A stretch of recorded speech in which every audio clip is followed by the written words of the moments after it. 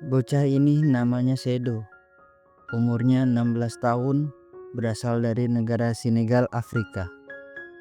Sedo hidup sederhana bersama ibu serta adik-adik perempuannya. Sebagai anak laki-laki satu-satunya, ia ingin mengangkat derajat keluarganya.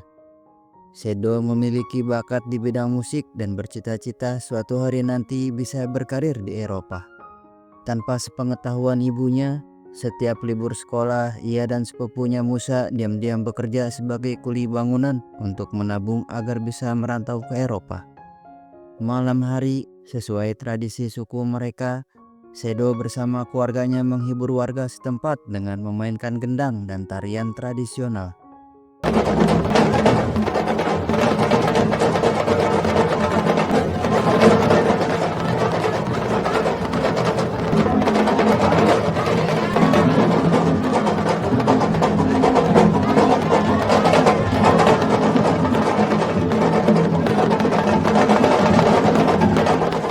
Sepulang ke rumah, Sedo memberanikan diri meminta izin kepada ibunya untuk merantau ke Eropa. Ia yakin dengan memperkenalkan musik tradisional Senegal di negara-negara Eropa, ia bisa menjadi orang sukses. Namun, ibunya langsung melarang. Perjalanan menuju Eropa sangat berbahaya. Sudah banyak teman-teman ibu yang meninggal gara-gara pergi ke sana.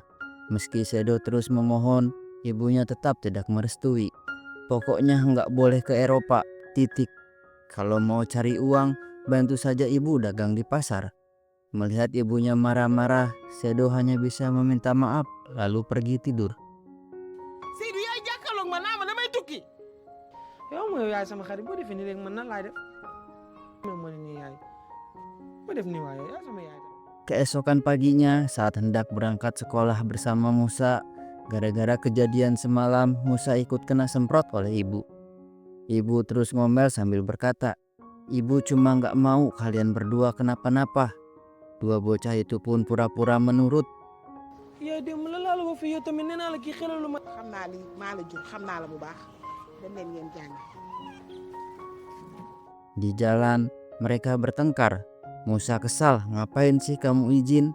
Padahal kita sudah sepakat mau pergi diam-diam. Kalau sampai gagal ke Eropa, perjuangan kita selama 6 bulan ngumpulin duit bakalan sia-sia." Mendengar itu, Sedo meminta maaf. Ia hanya tidak ingin pergi tanpa restu ibunya. yow tamit bu ma def nii yow tamit def nii yow tamit def nii waay yow tamit sama waay nga waay. Malam harinya, setelah selesai bekerja sebagai kuli bangunan, Sedo membantu ibunya di pasar sambil menjaga lapak. Di sela-sela waktu, Sedo dan Musa iseng menulis lirik lagu. Bener. Beberapa hari kemudian, setelah tabungan mereka cukup, Sedo dan Musa pergi ke pasar untuk menemui petugas agensi imigrasi.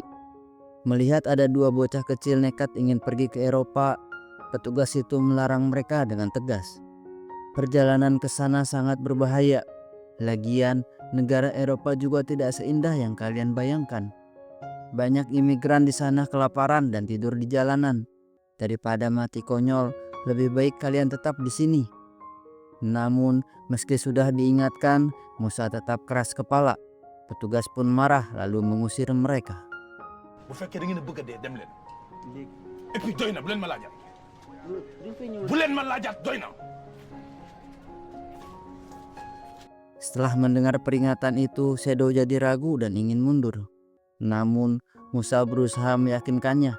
Ingatlah, semua perjuangan kita selama 6 bulan ngumpulin uang, Eropa sudah menunggu kita. Bayangkan, bila impian kita jadi musisi terkenal terwujud dan kita kaya raya, ibu pasti bangga. Sekejap semangat Sedo pun kembali. Keesokan harinya, agar lebih yakin, Sedo dan Musa meminta nasihat kepada seorang dukun. Setelah diberi mantra dan disembur, si dukun menyuruh mereka berdoa di kuburan para leluhur, sekalian meminta restu. Mendengar perintah itu, kedua bocah itu menurut. dañoo ñëw dañuy waaj a dem benn voyage ñoo bëgg a dem tukki Europe ndax voyage bi métti na trop am na ñu bëri bu baax. Malam hari sebelum keberangkatan, Sedo menyempatkan diri berkumpul bersama keluarga. Malam itu ia terus memandangi wajah ibunya. Meski sedih harus berpisah sementara, ia berharap perjuangannya sukses dan ibunya bisa bangga. "Maaf Bu, Sedo terpaksa harus melanggar larangan ibu. Doakan Sedo sukses." Saat semua sudah tidur, Sedo diam-diam mengemasi bajunya lalu berangkat.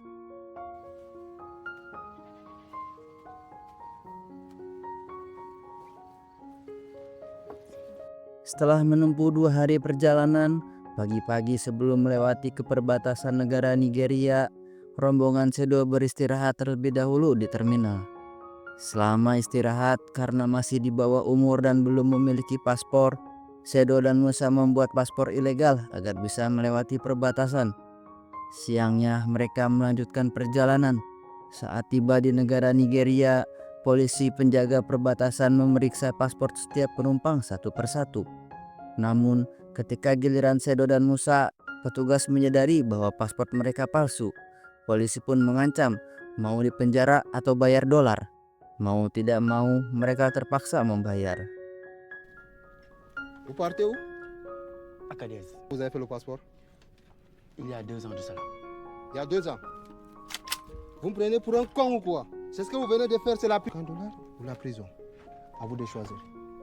Berjam-jam menempuh perjalanan, akhirnya mereka sampai di terminal kota Agadez, salah satu kota di negara Nigeria.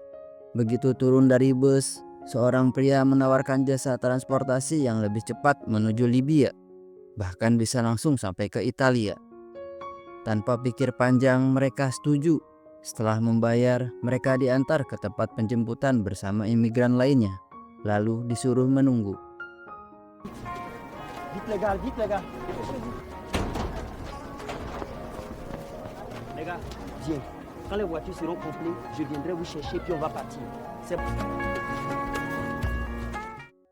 Malamnya, para imigran berkumpul membahas rute perjalanan menuju Libya.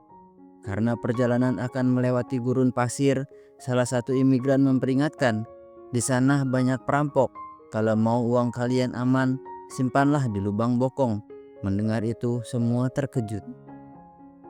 Keesokan paginya, setelah membeli perlengkapan untuk perjalanan, Musa yang tidak mau uangnya dicuri perampok mengikuti saran pria semalam. Di toilet, ia menyembunyikan uangnya di dalam bokong. Malam harinya, Sedo, Musa, serta para imigran berangkat menuju Libya menggunakan mobil bak terbuka. Di tengah perjalanan, karena jalan yang bergelombang, salah satu imigran terjatuh dari mobil. Namun, bukannya berhenti, sopir justru terus melaju, meninggalkan orang itu sendirian.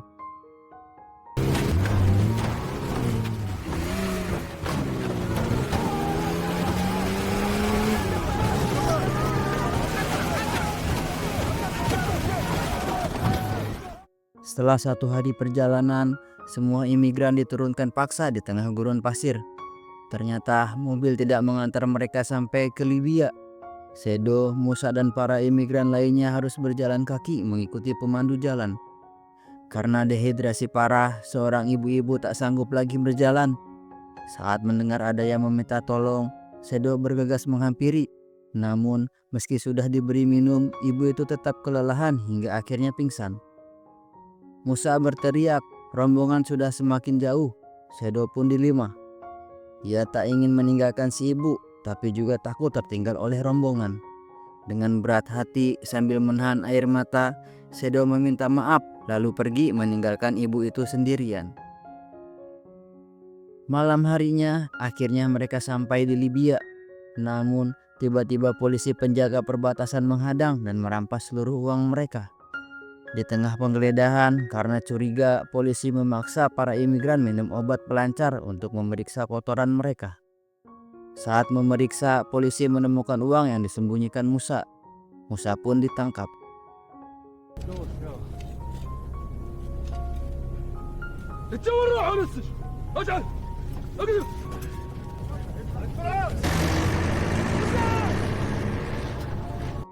Melihat sepupunya dibawa pergi, Sedo hanya bisa pasrah. Kini, ia harus melanjutkan perjalanan tanpa uang dan tanpa Musa. Keesokan harinya, setelah menempuh perjalanan cukup jauh, Sedo dan para imigran disuruh naik truk tanpa tahu kemana arah tujuannya. Sesampainya di kota Sabah, Libya, ternyata mereka dibawa ke markas sindikat perdagangan manusia. Di sana mereka dikelompokkan sesuai negara asal masing-masing.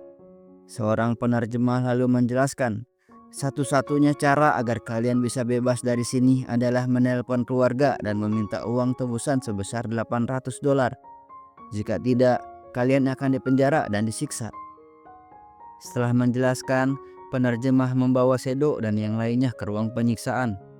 Ia selalu menunjukkan betapa kejamnya siksaan di tempat itu, sambil menyuruh para imigran menyebutkan nomor telepon keluarga mereka. Namun, karena tidak memiliki nomor telepon keluarga, Sedo pun harus menjalani siksaan. Bocah itu hanya bisa menangis ketakutan. Setelah semalam disiksa, tubuhnya penuh luka dan lemas tak berdaya.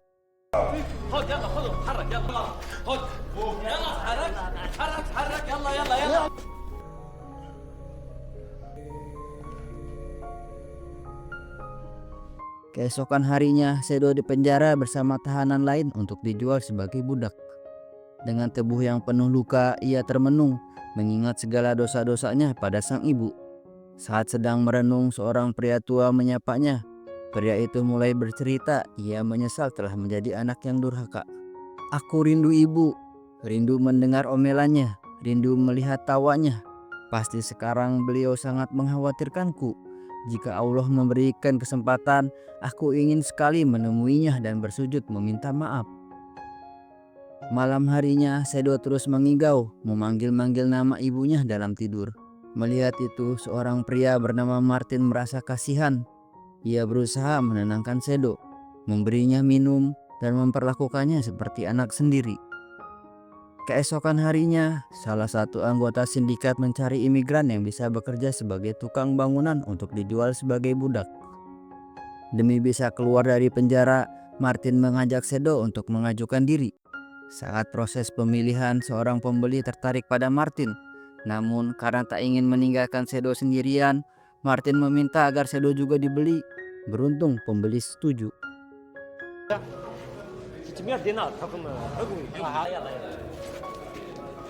On travaille ensemble. Sedo dan Martin dibawa ke sebuah rumah mewah milik bos mereka. Setelah menjelaskan tugas-tugas yang harus dikerjakan, mereka diberi makan dan diperintahkan untuk beristirahat sebelum mulai bekerja. Sore harinya, setelah selesai bekerja, Martin menunjukkan foto keluarganya kepada Sedo. Sambil berbincang santai, Martin berkata, "Umurmu sama persis dengan putraku. Aku sudah menganggapmu seperti anakku sendiri." Sedo pun bercerita bahwa ia baru saja kehilangan sepupunya di gurun pasir. Sekarang ia sebatang kara. Mendengar itu, Martin mencoba menyemangati Sedo. "Aku yakin suatu hari nanti kalian pasti akan bertemu lagi." Hari demi hari berlalu. Mereka terus bekerja membangun tembok hingga akhirnya karena hasil kerja mereka memuaskan, bos memberi mereka tugas baru membangun kolam air. Jika hasilnya bagus dan sesuai dengan foto yang diberikan, bos berjanji akan membebaskan mereka dan bahkan membiayai perjalanan mereka ke ibu kota Libya, Tripoli. Sedo dan Martin pun bekerja dengan penuh semangat.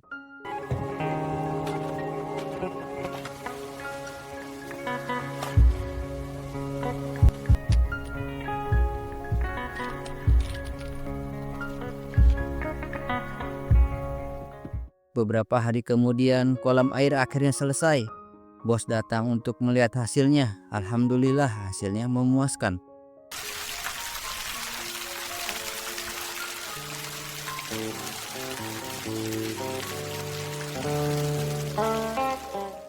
Sesuai kesepakatan, Sedo dan Martin dibebaskan. Keesokan harinya, mereka berangkat menuju Tripoli.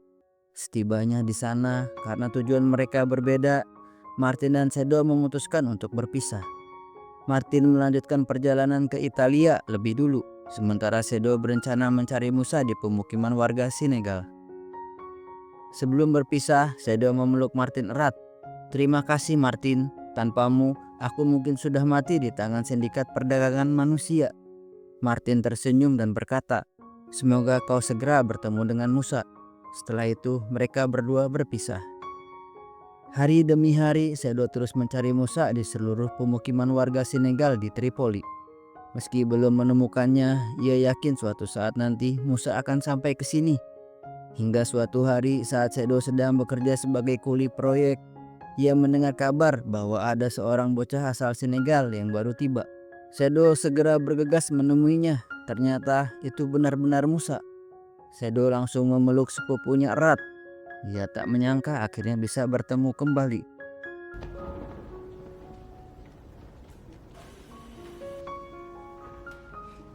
Musa. Bagaimana ini? Mana Sedo? Mana Sedo punya Musa? Musa bercerita bahwa ia berhasil kabur dari penjara, tapi kakinya tertembak. Trauma dan tak sanggup lagi berjalan, Musa mengajak Sedo pulang ke Senegal. Namun Sedo berusaha menyemangatinya. Ingatlah, semua perjuangan kita sampai detik ini. Tinggal selangkah lagi, kita bisa mewujudkan impian kita pergi ke Eropa. Mendengar itu, Musa mulai tenang. Sedo lalu membawa Musa menemui dokter kenalannya yang juga bekerja di proyek. Saat diperiksa, dokter menyarankan agar luka Musa segera diobati dengan antibiotik dan pereda nyeri agar tidak infeksi. Dokter pun meminta Sedo membeli obat di tempat tukang cukur langganannya.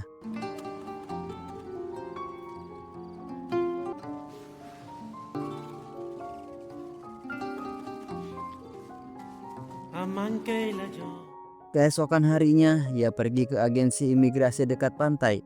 Namun saat ingin membayar, uangnya tidak cukup. Awalnya Sedo ditolak. Namun karena terus memohon, petugas akhirnya bersedia membantu dengan satu syarat. Sedo harus menjadi kapten kapal sendiri dan harus membawa semua penumpang berlayar ke Italia. Demi keselamatan Musa, Sedo pun setuju. Petugas lalu menunjukkan kapalnya dan menjelaskan cara mengemudikannya. Cukup berjalan lurus mengikuti kompas ke arah utara. Nanti lama-lama kau akan sampai di Italia. Ça, ici, en arrière. C'est bon jusque-là? Ok, sol, ok? Quand tu as la mer très très loin, des fois, le cours direction nord. Malamnya di pelabuhan, Sedo termenung. Ia memandangi para imigran yang tertidur pulas. Beban yang ia pikul terasa semakin berat. Bagaimana jika aku gagal? Jika kapal ini tenggelam, semua orang di sini bisa mati. Mentalnya mulai terguncang.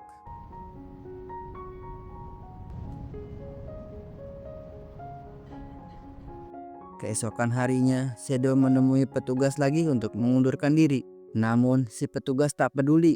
Sesuai kesepakatan, kau tetap harus menjadi kapten kapal. Sedo pun istighfar. Malam harinya, setelah semua siap, Sedo, Musa dan seluruh imigran berangkat menuju Italia. Di tengah perjalanan, mereka melihat cahaya lampu di kejauhan. Mengira Italia sudah dekat, mereka merasa sangat lega. Namun, ternyata cahaya itu berasal dari pertambangan minyak di tengah laut. Sedo dan Musa pun kecewa.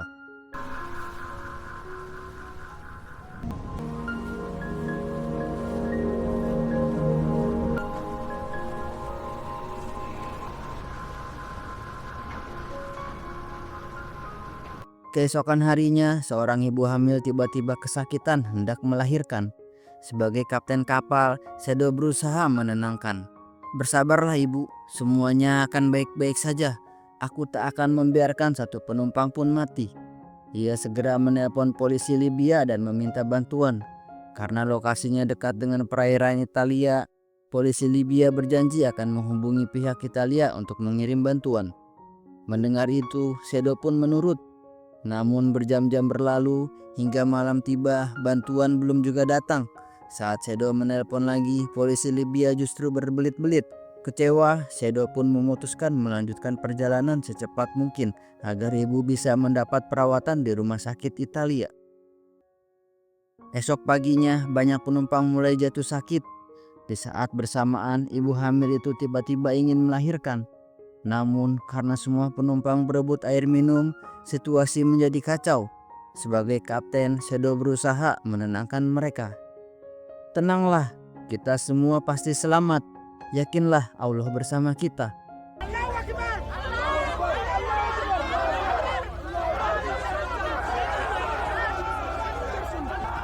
Akhirnya kapal sampai di perairan Italia. Si ibu berhasil melahirkan dengan selamat. Pagi harinya daratan Italia mulai terlihat. Para penumpang bersorak gembira. Tiba-tiba sebuah helikopter polisi Italia menghampiri. Seorang petugas berteriak, "Siapa kapten kapal ini?" Dengan napas tersenggal dan mata berkaca-kaca, Shadow naik ke kabin kapal. Sambil menangis ia berteriak, "Akulah kaptennya." Film ini mengajarkan bahwa meskipun jalan menuju impian penuh tantangan, dengan keberanian dan harapan kita dapat mengatasi segala rintangan dan mencapai tujuan yang diidamkan. Perjalanan menuju impian seringkali dipenuhi rintangan, tetapi keberanian dan tekad akan membimbing kita melewati badai menuju harapan.